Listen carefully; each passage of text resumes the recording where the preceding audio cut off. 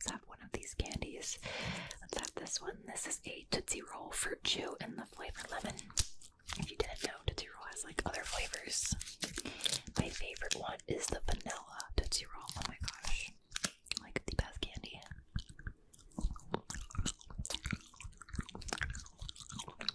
It's pretty good too. Lemon. So let's go ahead and get reading.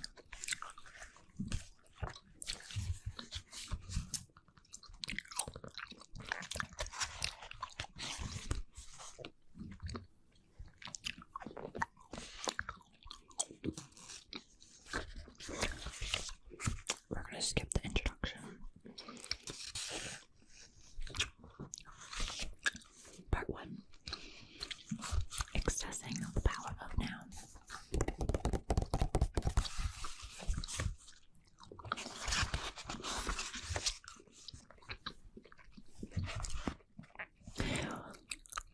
When your consciousness is directed outward, mind and world arise.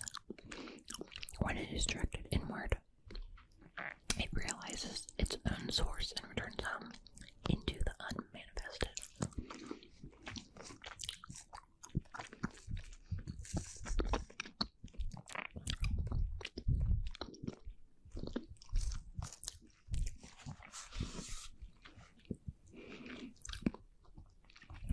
Chapter 1.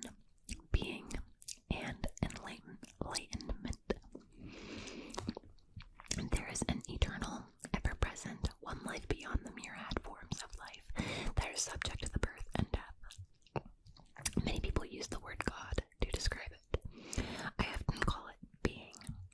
Being, however, has the advantage that it is an open concept. It does not reduce the infinite invisible to infinite entity. It is possible to form a mental image of it. Nobody can claim exclusive possession of being. It is your very presence, and it is immediately accessible to you as the feeling of your own presence. So it is only a small step from the word being to the experience of being.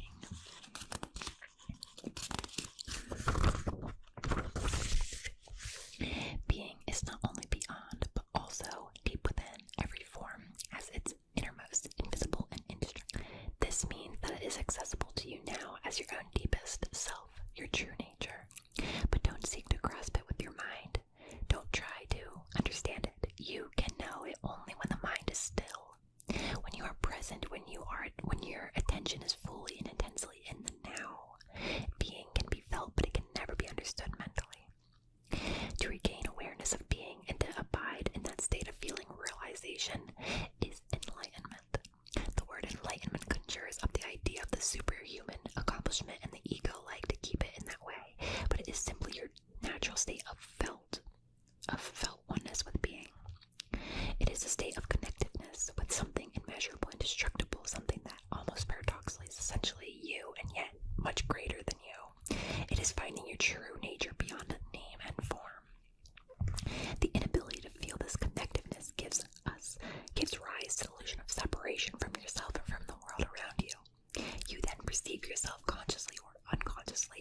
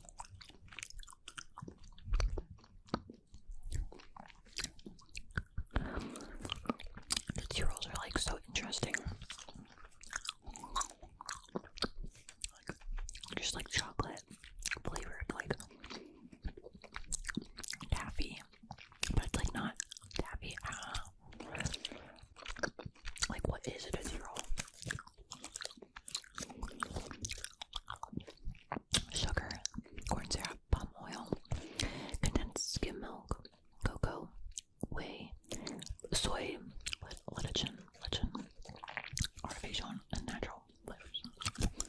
A Tootsie Roll, like, what is it? Not my favorite candy, but the flavored ones are really good.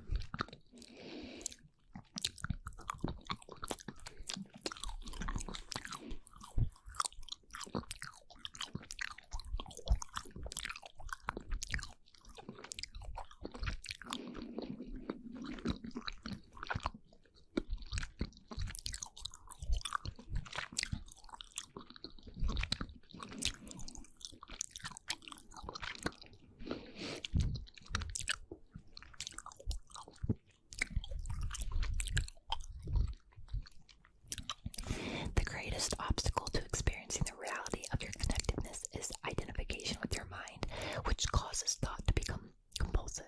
Not to be able to think, not to be able to stop thinking is a dreadful affliction, but we don't realize this because almost everybody is suffering from it, so it is considered normal.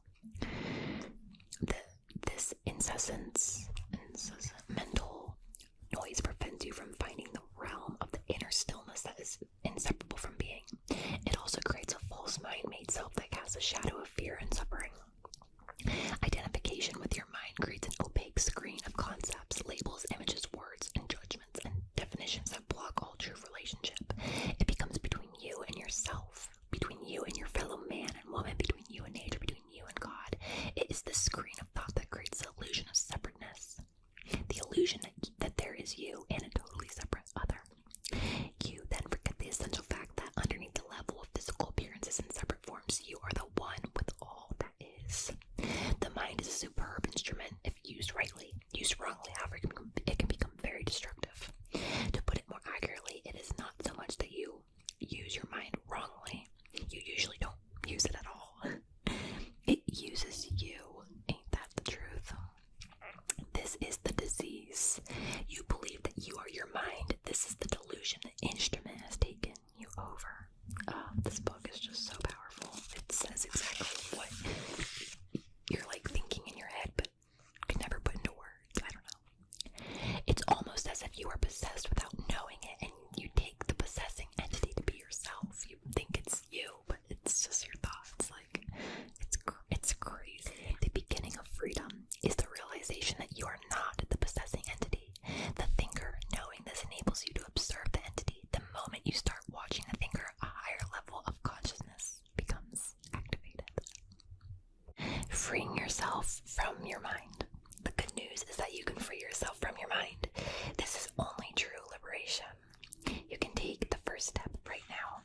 Start listening to the voice in your head as often as you can. Pay particular attention to any repetitive thought patterns. Those old audio tapes have been playing in your head perhaps for years.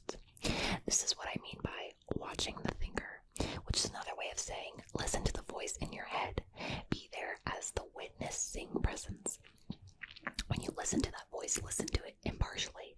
That is to say, do not judge. Do not judge or condemn what you hear, for doing so would mean that the same voice has come in, would mean that the same voice has come in again through the back door. You'll soon realize there is the voice, and here I am listening to it, watching it. This is I am realization. The sense of your own presence is not a thought. It arises from beyond the mind.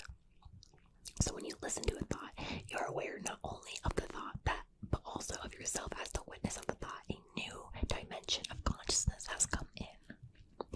As you listen to the thought, you feel a conscious present, your deeper self, behind or underneath the thought, as it were. The thought that loses its power over you and quickly subsides because you are no longer energizing the mind through identification with it. This is the beginning of the end of involuntary and compulsive thinking.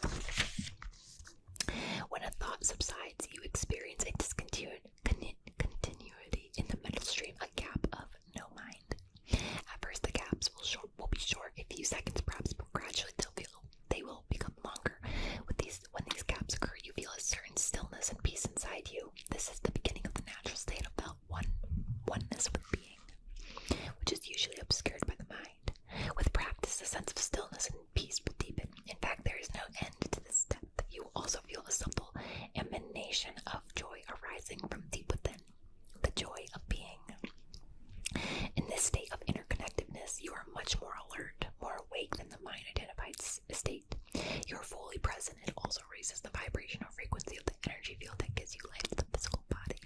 As you go more deeply into this realm of no mind, as it is sometimes called in the East, you realize the state of pure consciousness. In that state, you feel your own presence with such intensity and such joy that all thinking, all emotions, your physical body, as well as the whole external world become relatively insignificant in comparison to it. And yet this is not a selfish but selfless state. It takes you beyond what you previously thought of as yourself. That presence is essentially you, and at the same time, inconceivably greater than you. Instead of watching the thinker, you can also create a gap in the mind stream simply by directing the focus of the attention into the now. Just become intensely conscious of the present moment. This is a deeply satisfying thing to do. In this way, you draw consciousness away from the mind activity and create a gap of no mind in which you are highly alert and aware but not thinking. This is the essence of meditation. In your everyday life, you can practice this by taking any routine activity that normally is only a means to an end and giving it your fullest attention so that it becomes an end in itself. For example, every time you walk up and down the stairs in your house or place of work, pay close attention to every step, every movement, every even your breathing. Be totally present, or when you wash your hands, pay attention to all those sense perceptions associated with activity and the sound and feel of the water and the movement of your hands and the scent of the soap and so on. Sounds kind of crazy, but it's true. Or when you get in your car after you close the door, pause for a few seconds and observe the flow of your breath. Become aware of a silent but powerful sense of presence. There is one certain criterion by which you can measure your success in this practice: the degree of peace that you feel within. The most vital step on your journey toward enlightenment is this: learn to disidentify from your mind. Every time you create a gap in the stream of mind, the light of your consciousness grows stronger. One day you may catch yourself smiling at the voice in your head as you would as the smile at the antics of a child. This means that you no longer take the content of your mind all that seriously, as your sense of self does not depend on it. It's getting really, really rainy out. Let's take a little break and have our last little fruit chill. This is cherry. It's like pouring outside.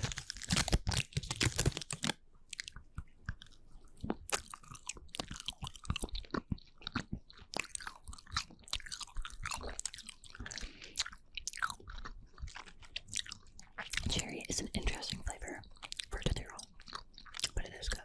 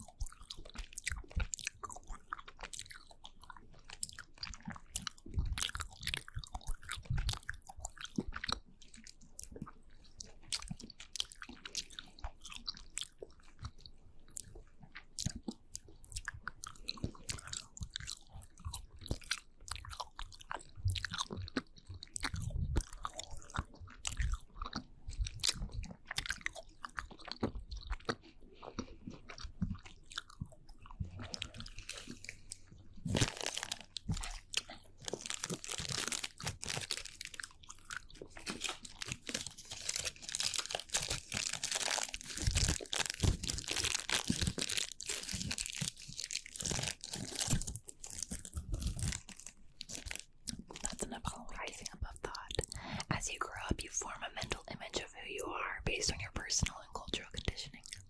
You may call this phantom self the ego.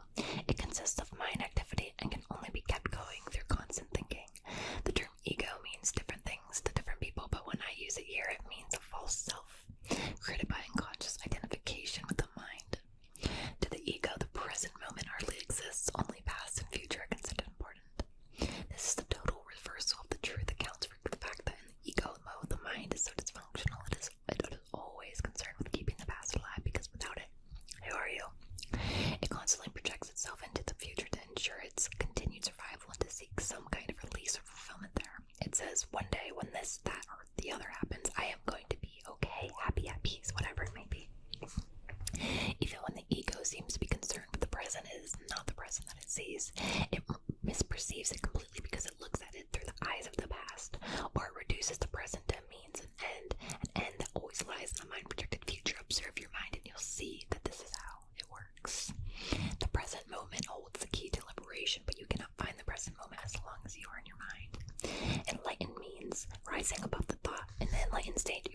using your thinking mind when needed, but in a much more focused and effective way than before. You use it mostly for practical purposes, but you're free of the involuntary internal dialogue, and there is still inner.